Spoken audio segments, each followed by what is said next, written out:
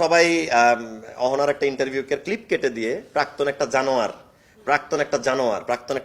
আমি জানোয়ারের বাচ্চা, আমার বউকেও বিয়ে করার পরে এগুলা ট্যাগ বা ইনবক্স পেতে হয়েছে। আমার জন্য খুব কষ্টদায়ক, একটা নন মিডিয়ার মেয়ে লতে পড়তেছে। এখন দেখেন ওই প্রাক্তন জানোয়ারটা আসলে আমি না ভাই। আপনি যদি পুরো ভিডিওটা দেখেন, আচ্ছা অহনা তো নামটা বলতে পারেন, ওটা মেহেদী হাসান হৃদয়, হ্যাঁ, বরবাদ সিনেমার ডিরেক্টর, ঠিক আছে। ওইটা তার সাথে তার 6 বছরের রিলেশন ছিল। আমি মাঝখানে 7 মাসের একটা বন্ধুত্ব করছি, তখনও তার সাথে তার যোগাযোগ ছিল। আমার এই কারণে ওর সাথে সম্পর্কটা টিকে নাই। আমি যখন টের পাইছি যে তার সাথে তার সম্পর্ক ছিল, আমি তাকে বিয়ে করতে পারি না। বিয়ে করা দূরে থাক, আমি প্রেমটাই কন্টিনিউ করি নাই। তারপরে 2 বছরের গ্যাপ, 23 সালে ব্রেকআপ, 23 সালে গাঁজা খাইতাম, সেটা একসাথে হতে পারে বা হতে পারে না, করতাম। 25 সালে এসে ভাই বিয়ের পরে ম্যারিড লাইফে এটা আমি করতেছি না ভাই, না বাসায়, না সেটে, না বন্ধুদের সাথে। ভাই বয়স, বিয়ে করলে আপনি তো বোঝেন যে ম্যারিড লাইফের সাথে শুট করার জন্য তো একটা সুন্দর জীবন যাপন করার চেষ্টা করে প্রতিটা পুরুষ মহিলা, ঠিক আছে।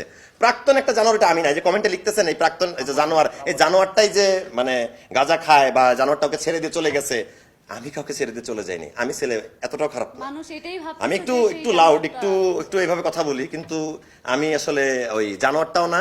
আমি কাউকে সেক্সুয়াল হ্যারাসমেন্টের, আমার 10 বছরে আমার কোনো মেয়ের সাথে, আসলে মিডিয়ার কোনো মেয়ের সাথে আমার ইটিস পিটিস নাই।